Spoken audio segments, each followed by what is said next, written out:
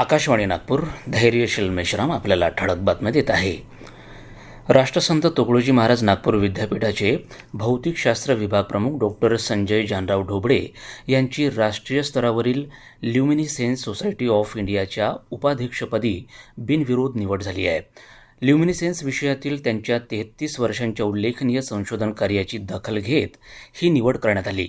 Doctor Dhoble यांनी 1072 संशोधन निबंध, 33 आंतरराष्ट्रीय पुस्तके आणि 103 पेटंटच्या माध्यमातून महत्त्वपूर्ण योगदान दिले असून ते सलग 6 वर्षे जगातील अव्वल 2% वैज्ञानिकांच्या यादीत स्थान मिळवत आहेत. नागपूरच्या CSC ऑलराऊंडर्स हिमालयन कॅम्प 2026 अंतर्गत आयोजित भृगू लेक ट्रेक नागपूरच्या 8 युवक युवतींनी यशस्वीरित्या पूर्ण केला.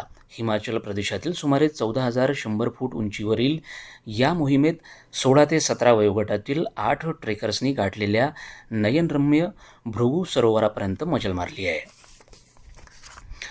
राज्यातल्या रस्ते सुरक्षेला धोका निर्माण करणाऱ्या अतिभार आणि इतर अवैध मालवाहतुकीच्या वाहनांवर कारवाई करण्यासाठी परिवहन आयुक्त कार्यालयाने राज्यभर विशेष तपासणी मोहीम राबवण्याचे आदेश दिले आहेत. या मोहिमेअंतर्गत राज्यातल्या विविध RTO कार्यालयांच्या पथकांना इतर जिल्ह्यामध्ये पाठवून संयुक्त तपासणी करण्यात येणार आहे. दोषी आढळणाऱ्या वाहनांवर मोटार वाहन कायद्यानुसार कठोर कारवाई करण्यात येणार आहे. पंतप्रधान आवास योजनेअंतर्गत आतापर्यंत देशात 4 कोटीहून अधिक घरं बांधल्याचं केंद्रीय गृहनिर्माण आणि शहर विकास मंत्री मनोहर लाल यांनी म्हटलं आहे. या घरांमध्ये नळाचं पाणी, गॅस आणि शौचालय या मूलभूत सुविधा उपलब्ध असल्याचं त्यांनी सांगितलं. या सुविधांमुळे घरांमध्ये राहणाऱ्या नागरिकांचं जीवन सुरक्षित आणि सुसह्य झाल्याचं मनोहर लाल यांनी म्हटलं आहे.